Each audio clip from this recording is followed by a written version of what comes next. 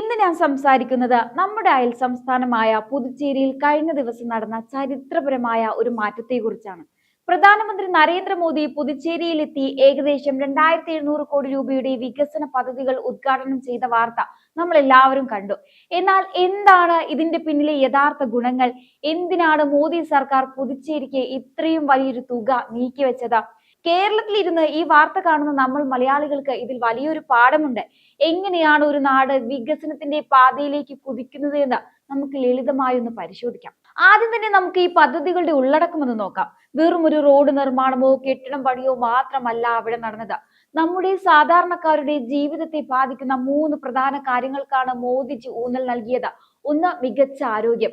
2, മികച്ച വിദ്യാഭ്യാസം. 3, പരിസ്ഥിതി സൗഹൃദമായ യാത്ര. ഇതിനെയാണ് മോദി സർക്കാർ വിഭാവനം ചെയ്യുന്ന വികസിത ഭാരതം എന്ന് പറയുന്നത്. ആരോഗ്യത്തിന്റെ കാര്യം തന്നെ എടുക്കാം. ആദ്യം സാധാരണക്കാരന്റെ ഏറ്റവും വലിയ പേടി ചികിത്സാ ചിലവുകളെ കുറിച്ചാണ്.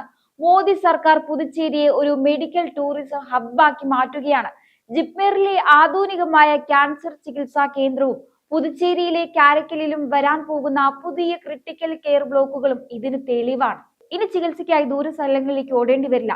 എല്ലാവർക്കും താങ്ങാവുന്ന വിലയിൽ ലോകോത്തര ചികിത്സ ഉറപ്പാക്കുക എന്നതാണ് മോദി ഗ്യാരണ്ടി. ഇനി ഗതാഗതത്തിന്റെ കാര്യം നോക്കൂ. പുതുച്ചേരി ഒരു വിനോദസഞ്ചാര കേന്ദ്രമാണ്. അവിടുത്തെ കടൽ തീരങ്ങളും പൗരാണികമായ തെരുവുകളും കാണാൻ ലോകം മുഴുവൻ ആളുകൾ എത്തുകയാണ്. ഈ നഗരത്തിന്റെ മനോഹാരിത നിലനിർത്താൻ വായു മലിനീകരണമില്ലാത്ത, ശബ്ദമില്ലാത്ത 75 അത്യാധുനിക ഇലക്ട്രിക് ബസ്സുകളാണ് പ്രധാനമന്ത്രി നിരത്തിലിറക്കിയത്. എയർ കണ്ടീഷൻ ചെയ്ത ഈ ബസ്സുകളിൽ യാത്ര ചെയ്യുമ്പോൾ നമ്മൾ ഏതെങ്കിലും വിദേശ രാജ്യത്ത് എത്തിയതുപോലെ തോന്നും. യാത്രക്കാരുടെ സുരക്ഷയ്ക്കായി CCTV ക്യാമറകളും ട്രാക്കിംഗ് സംവിധാനങ്ങളും ഇതിലുണ്ട്. ഭിന്നശേഷിക്കാർക്ക് പോലും സുഖമായി കയറാൻ കഴിയുന്ന ഇത്തരം ബസ്സുകൾ ഇന്ത്യയിലെ ഓരോ നഗരത്തിലും എത്തിക്കുക എന്നതാണ് മോദി സർക്കാരിന്റെ ലക്ഷ്യം. യുവാക്കളുടെ കാര്യത്തിൽ മോദി സർക്കാരിന് കൃത്യമായ കാഴ്ചപ്പാടുണ്ട്. 750 ഏക്കറിൽ നിർമ്മിക്കുന്ന പുതിയ വ്യവസായ കേന്ദ്രം നമ്മുടെ ആയിരക്കണക്കിന് മക്കൾക്ക് സ്വന്തം നാട്ടിൽ തന്നെ തൊഴിൽ നൽകും. പഠിക്കാൻ NIT-യും സർവകലാശാല കെട്ടിടങ്ങളും ഒരുങ്ങാൻ പോവുകയാണ്. ശക്തരായ യുവാക്കളാണ് രാജ്യത്തിന്റെ അടിത്തറ എന്ന് പറയുന്ന പ്രധാനമന്ത്രി അവർക്ക് ആവശ്യമായ എല്ലാ സൗകര്യങ്ങളും നേരിട്ട് ഒരുക്കി നിൽക്കുകയാണ്. ഇതിനു പുറമെ സ്മാർട്ട് സിറ്റി പദ്ധതി പ്രകാരം നഗരത്തിലെ സുരക്ഷയും ട്രാഫിക് നിയന്ത്രിക്കാൻ കമ്പ്യൂട്ടർ വൽക്കരിച്ച സംവിധാനങ്ങളും വരികയാണ്. ദരിദ്രർക്കായി പുതിയ വീടുകൾ, എല്ലാ വീടുകളിലും ശുദ്ധമായ കുടിവെള്ളം എന്നിവയും ഈ കോടികളുടെ പദ്ധതികളിൽ ഉൾപ്പെടുകയാണ്. ഇനി റോഡുകളെ കുറിച്ച് പറയുകയാണെങ്കിൽ ചെന്നൈയും ബാംഗ്ലൂരുവുമായി പുതുച്ചേരിയെ ബന്ധിപ്പിക്കുന്ന ഹൈവേ പദ്ധതികൾ വരുന്നത് വഴി വ്യാപാരവും ടൂറിസവും ഇരട്ടിയാകും. ഗ്രാമങ്ങളിലെ റോഡുകൾ പോലും BM&BC നിലവാരത്തിലേക്ക് ഉയർത്തുകയാണ്. ഇത് കർഷകർക്ക് അവരുടെ ഉൽപ്പന്നങ്ങൾ വേഗത്തിൽ വിപണിയിൽ എത്തിക്കാൻ സഹായിക്കും. ആത്മീയതയെയും വികസനത്തെയും മോദിജി ഒരുപോലെ സ്നേഹിക്കുകയാണ്. സാധാരണക്കാരന്റെ പ്രാർത്ഥനകൾ കേൾക്കുന്ന, അവർക്ക് വേണ്ടി പ്രവർത്തിക്കുന്ന ഒരു സർക്കാരാണ് ഇന്ന് ഭാരതം ഭരിക്കുന്നത്. മോദിയുടെ ഓരോ നീക്കവും സാധാരണക്കാരന്റെ ജീവിത സൗകര്യം വർദ്ധിപ്പിക്കാനാണ്. അഴിമതിയില്ലാത്ത സുതാര്യമായ വേഗതയേറിയ വികസനത്തിന്റെ പുതിയ ആകാശത്തേക്ക് പുതുച്ചേരി കുതിക്കുകയാണ്. ഈ വികസന കുതിപ്പ് പുതുച്ചേരിയിൽ മാത്രം ഒതുങ്ങുന്നില്ല. ഇത് വികസിത ഇന്ത്യ എന്ന വലിയ ലക്ഷ്യത്തിലേക്കുള്ള ചുവടുവെപ്പ് കൂടിയാണ്. നമ്മൾ ഈ വികസനം എല്ലാം തന്നെ കാണാൻ തുടങ്ങിയത് മോദി സർക്കാർ വന്നതിന് ശേഷമാണ്. വികസനം എത്ര വേഗത്തിൽ നടന്നത് തന്നെ. പണ്ട് പല സർക്കാരുകളും പുതുച്ചേരിയെ വെറും ഒരു രാഷ്ട്രീയ നേട്ടത്തിനായി മാത്രമാണ് ഉപയോഗിച്ചിരുന്നത്. അഴിമതിയും കയ്യാങ്കളിയും കാരണം പല പദ്ധതികളും വഴിയിലായി പോയി. എന്നാൽ മോദി സർക്കാർ വന്നതോടെ കാര്യങ്ങൾ മാറി. അദ്ദേഹം എപ്പോഴും പറയുന്ന ഒരു കാര്യമുണ്ട്: പണം കൃത്യമായി ജനങ്ങളിലേക്ക് എത്തണം. അതാണിപ്പോൾ നമ്മൾ പുതുച്ചേരിയിൽ കാണുന്നത്. കേന്ദ്രവും സംസ്ഥാനവും ഒരേ മനസ്സോടെ പ്രവർത്തിക്കുമ്പോൾ വികസനം ഇരട്ടി വേഗത്തിൽ നടക്കും.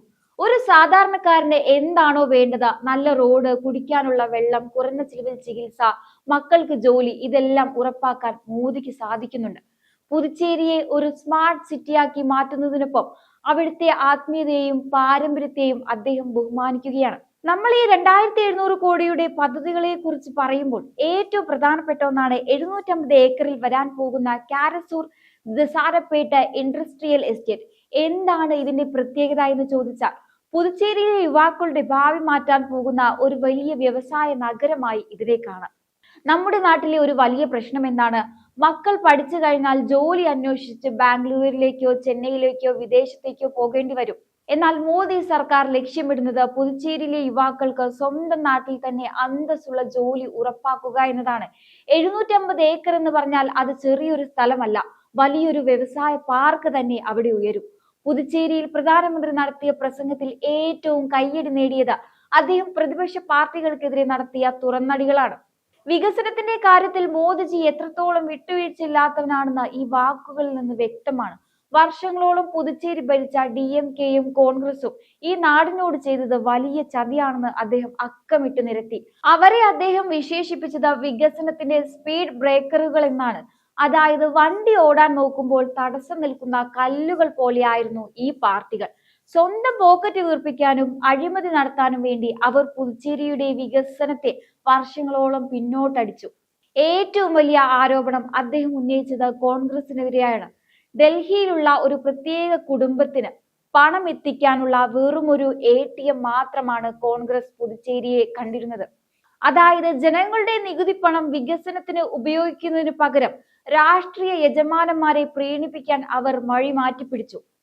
രാഷ്ട്രീയ അസ്ഥിരതയും കുറ്റകൃത്യങ്ങളും അഴിമതിയും മാത്രമായിരുന്നു അവരുടെ കാലത്തെ മുഖമുദ്ര. എന്നാൽ മോദിജി വന്നതോടെ ആ കളികളെല്ലാം അവസാനിപ്പിച്ചു. ജനങ്ങളുടെ പണം ജനങ്ങൾക്ക് തന്നെ എന്ന ഉറച്ച നിലപാടാണ് അദ്ദേഹം എടുത്തത്. പഴയ ഭരണകാലത്ത് പാവപ്പെട്ടവർക്ക് കിട്ടേണ്ട ആനുകൂല്യങ്ങൾ തടഞ്ഞുവെച്ച DMK കോൺഗ്രസ് കൂട്ടുകെട്ടിനെ ജനങ്ങൾ പാഠം പഠിപ്പിച്ചു കഴിഞ്ഞു. ഇന്ന് മോദി സർക്കാർ വന്നതോടെ വികസനം തടസ്സമില്ലാതെ ഒഴുകുകയാണ്.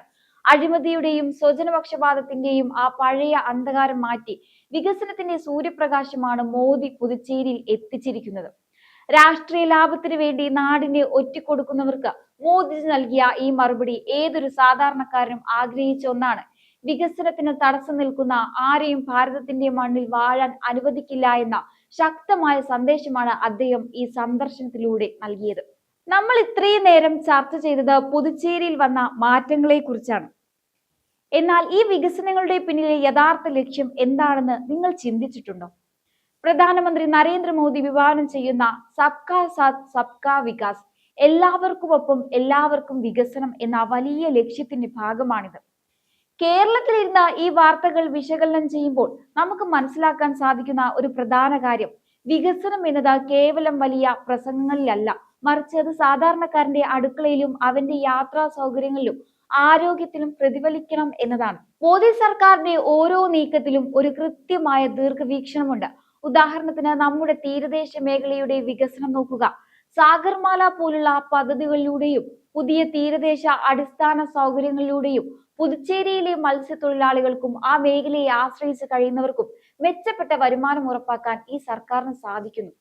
കണ്ടൽ കാടുകളുടെ സംരക്ഷണത്തിനായി കൊണ്ടുവന്ന പ്രത്യേക പദ്ധതികൾ പരിസ്ഥിതിയെയും ഉപജീവനത്തെയും എങ്ങനെ ഒരുപോലെ കൊണ്ടുപോകാം എന്നതിന്റെ മികച്ച ഉദാഹരണമാണ്. ഇത് വരും തലമുറയ്ക്കായി നമ്മൾ കാത്തുവെക്കുന്ന കരുതലാണ്. നമ്മൾ ഡിജിറ്റൽ ഇന്ത്യയെ കുറിച്ച് ഒരുപാട് കേട്ടിട്ടുണ്ട്. പുതുച്ചേരിയിലെ ഇന്റർഗ്രേറ്റഡ് കമാൻഡ് ആൻഡ് കൺട്രോൾ സെന്ററുകൾ ഇതിന്റെ വലിയൊരു ഭാഗം തന്നെയാണ്.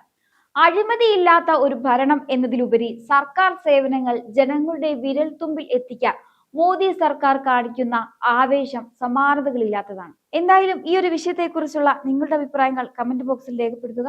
മറ്റൊരു വിഷയവുമായി വീണ്ടും കാണാം. നന്ദി.